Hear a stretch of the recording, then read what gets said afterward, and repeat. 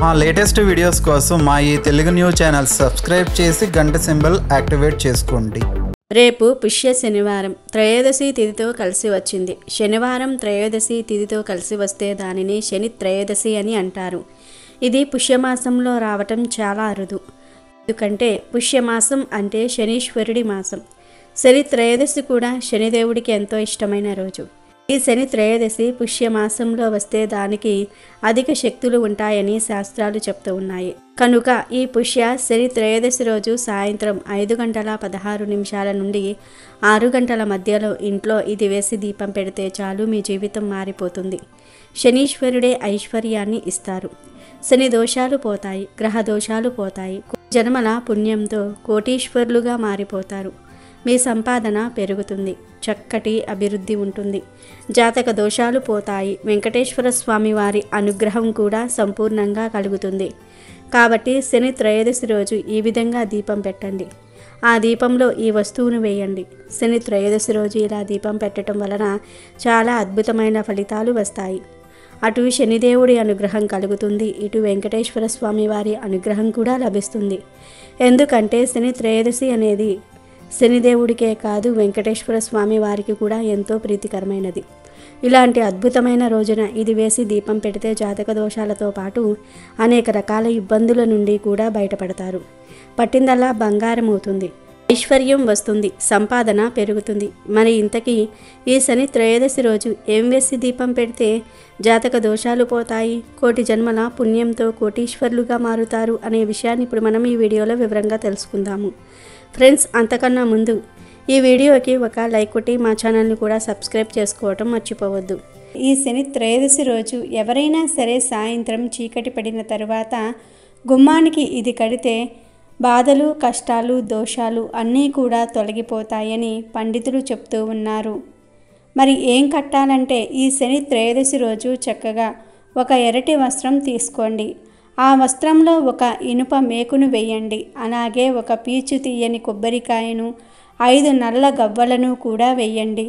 సాధారణంగా నల్ల గవ్వలు చాలా అరుదుగా దొరుకుతాయి. నల్ల గవ్వలు దొరకటం అదృష్టంగానే భావించుకోవాలి. ఆ నల్ల గవ్వలు దొరికితేనే ఈ పరిహారం చేయండి, దొరకకపోతే చేయవద్దు. ఇలా ఎర్రటి వస్త్రంలో ఒక మేకు, కొబ్బరికాయ, 5 నల్ల గవ్వలు వేసిన తర్వాత వస్త్రాన్ని మూటలాగా కట్టేయండి. ఈ పరిహారాన్నంతా కూడా మీరు చాలా సీక్రెట్గా ఎవ్వరికీ తెలియకుండా చేసుకోవాలి.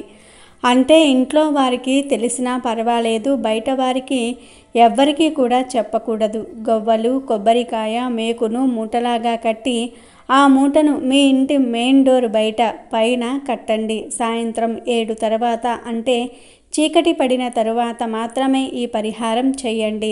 ఇలా ఈ మూటను కట్టేటప్పుడు కూడా మీరు ఎవ్వరితో మాట్లాడకూడదు.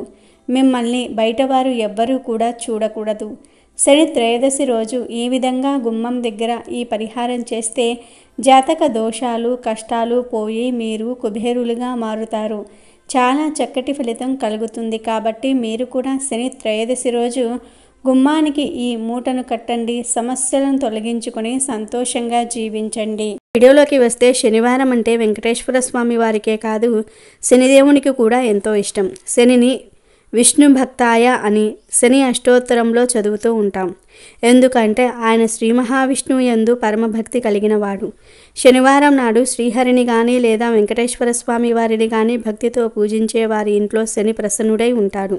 ఏ ఇంట హరినామస్మరణ వినిపిస్తుందో ఆ ఇంట శనిదేవుడు ప్రీతి చెంది వారు కోరిన కోరికలు తీరుస్తూ ఉంటాడని ప్రగాఢ విశ్వాసం. వారం త్రయోదశి తిథి కలిసి వచ్చిన రోజున వెంకటేశ్వర స్వామి వారిని పూజిస్తే చాలు, శనిదేవుడి అనుగ్రహం కూడా కలుగుతుందని శాస్త్రాలు చెప్తూ ఉన్నాయి. కనుక అందరూ కూడా ఈరోజు వెంకటేశ్వర స్వామి వారిని పూజించండి. ముఖ్యంగా ఈరోజు సాయంత్రం సంధ్యా సమయంలో అంటే సాయంత్రం 5:16 నుండి 6:05 మధ్యలో ఇంట్లో ప్రత్యేకంగా దీపం పెట్టండి. అంటే సంధ్యా దీపం పెట్టుకోవచ్చు లేదా పిండి దీపం పెట్టుకోవచ్చు, మీ ఇష్టం, ఏ దీపమైనా సరే పెట్టుకోండి. కానీ ఆ దీపంలో చిటికెడు పంచదారను వేయండి. పంచదారతో పాటుగా ఒక లవంగాన్ని కూడా వేయండి. అలా వేయటం వలన జాతక దోషాలు పోతాయి. పంచదార ప్లస్ పువ్వు ఉన్న లవంగాన్ని వేసి దీపం పెట్టడం వలన కోటి జన్మల పుణ్యంతో కోటీశ్వరులుగా మారిపోతారు. చాలా అద్భుతమైన ఫలితాలు కలుగుతాయి. ధన సమస్యలు పోతాయి. ధన ఆకర్షణ కలుగుతుంది. మీ జీవితం మధురంగా మారుతుంది. ధన ద్వారాలు తెరుచుకుంటాయి. డబ్బుకు సంబంధించిన సమస్యలన్నీ కూడా పోతాయి. ధన సమస్యలనేవి మీ జీవితంలో ఉండవు. ఏమీ లేదు, చక్కగా దీపం పెట్టుకుని ఆ దీపంలో పంచదారను లవంగాలను వేయండి. అలా వేయటం వలన శని దోషాలు పోతాయి. శనిదేవుడి అనుగ్రహం కలుగుతుంది. వెంకటేశ్వర స్వామి వారి అనుగ్రహం కూడా కలుగుతుంది. చాలా బాగుంటుంది. జాతక దోషాలు పోతాయి. మీ జాతకం మారిపోతుంది. పాపాలు పోతాయి. కోటి జన్మల పుణ్యంతో కోటీశ్వరులుగా మారుతారు. కనుక ప్రతి ఒక్కరూ కూడా ఈ శని త్రయోదశి రోజున ఈ విధంగా దీపం పెట్టండి. సకల ఐశ్వర్యాలను పొంది సంతోషంగా జీవించండి. శని త్రయోదశి అంటే శనివారం రోజు త్రయోదశి తిథి ఉన్న రోజును శని త్రయోదశి అంటారు. ఈ రోజు శనీశ్వరుడికి నువ్వుల నూనెతో అభిషేకం చేయాలి. సూర్యోదయం నుండి 1 గంట పాటు రుద్రాభిషేకం చేస్తే మంచి ఫలితాలు వస్తాయి. ఉదయం వీలు కాని వారు సాయంకాలం సూర్యాస్తమయ సమయంలో అనగా 5 గంటల 30 నిమిషాల నుండి 6 గంటల 30 నిమిషాల మధ్యలో చేయాలి. శనిదేవుడు అంటే చాలామంది భయపడిపోతూ ఉంటారు. వాస్తవానికి శనిదేవుడు చాలా మంచివాడు. అమ్మా నాన్నల ప్రేమను శనిదేవుడు చూపిస్తాడు. శని భగవానుడు అంటే నీతి, న్యాయము, ధర్మబద్ధతకు కట్టుబడి ఉంటాడు. గోచార రీత్యా శనిదేవుని అశుభ దృష్టి ఉన్నవారు ఆయన్ని భక్తితో కొలిచి ధర్మబద్ధంగా జీవిస్తే వారికి ఎలాంటి కీడు చేయకుండా కాపాడుతాడు. నిజానికి శని భగవానుణ్ణి మనసారా పూజించి ఆరాధించే భక్తులను కష్టాల నుంచి గట్టెక్కించే కరుణామూర్తి. ఎప్పుడూ ధర్మబద్ధంగా జీవించే వారిపై శని ఎప్పుడూ కూడా తన కృపను ఉంచుతాడు. మంచి పనులు చేసేవారు శని భగవానుడి విషయంలో ఎలాంటి భయాలు పెట్టుకోవలసిన అవసరం లేదు. ఎందుకంటే శని మంచి పనులు చేసేవారిని ఎప్పుడూ కూడా ఇబ్బంది పెట్టడు. చెడు పనులు చేసేవారికి మాత్రం తప్పకుండా చెడు ఫలితాలు కలిగిస్తాడు. ఆ శనీశ్వరుడు పరమేశ్వరుడే ఈ బాధ్యతను శనీశ్వరుడికి అప్పచెప్పారు. అందుకే శనిదేవుణ్ణి కర్మఫలదాత అంటారు. భూలోకపు న్యాయాధిపతి శనీశ్వరుడు. శని త్రయోదశి రోజు మనం చేసే పూజ, తర్పణం, హోమాలు, దానాదుల వలన శని దోషాలు తొలగిపోతాయి. ఈరోజు శని పూజ చేయటం వలన మహత్తర ఫలితం కలుగుతుంది. శని త్రయోదశి రోజు శనిదేవుణ్ణి నల్లటి నువ్వుల నూనెతో అభిషేకం చేయటం వలన చాలా మంచి ఫలితం అనేది ఉంటుంది. శని భూలోకపు న్యాయాధిపతి కనుక శని ప్రసన్నం అవ్వాలంటే మీరు ఎన్ని పూజలు చేసినా జీవితంలో కొన్ని మంచి పనులు చేయాలి. శనికి మాతృభక్తి అనేది ఎక్కువ గనుక తల్లిదండ్రులను సంతోషంగా చూసుకోండి. తల్లిదండ్రుల పట్ల గౌరవం కలిగి ఉండాలి. ముఖ్యంగా శని త్రయోదశి రోజు పూజలు చేసినా చేయకపోయినా వ్యవసాయదారులకు, కార్మికులకు మీ వంతు ఏదో ఒక సాయం మాత్రం చేయండి. ఇలాంటి పుణ్యకార్యం ఒక్కటి చేసినా చాలు.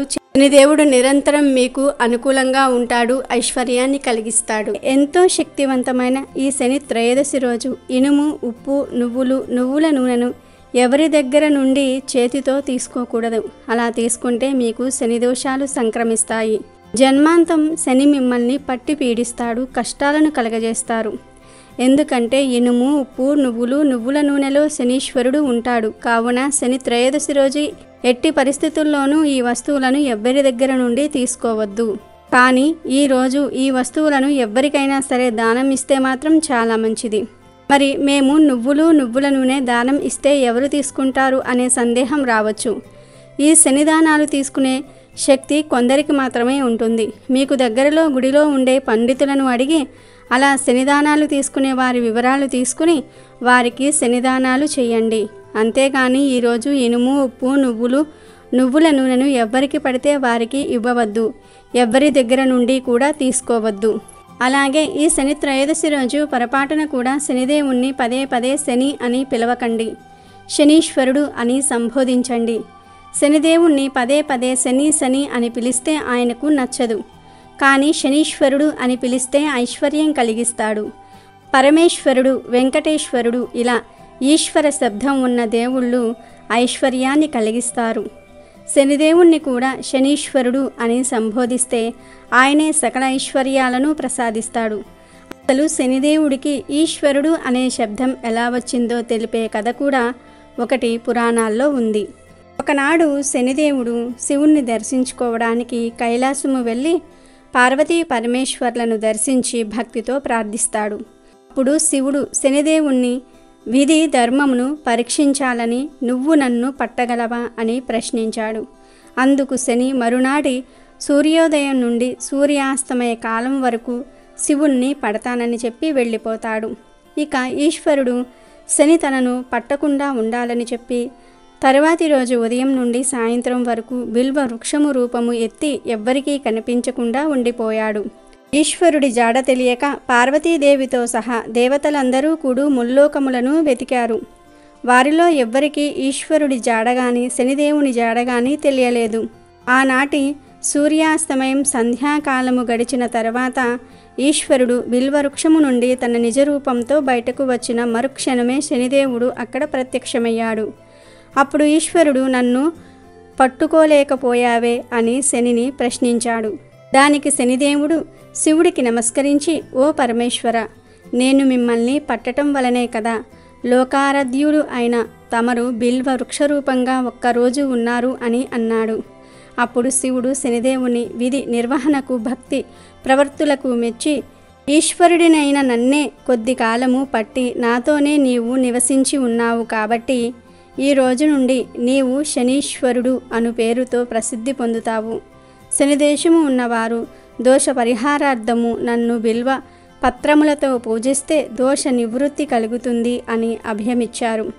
అలా శనిదేవుడికి శనీశ్వరుడు అనే పేరు వచ్చింది. శని త్రయోదశి నాడు వీలైనన్నిసార్లు శనిదేవుణ్ణి శనీశ్వరుడు అని సంబోధిస్తే ఆ శనిదేవుడే ఐశ్వర్యాన్ని ప్రసాదిస్తాడు. కానీ శని శని అని పిలిస్తే మాత్రం కష్టాలను కలగజేస్తాడు.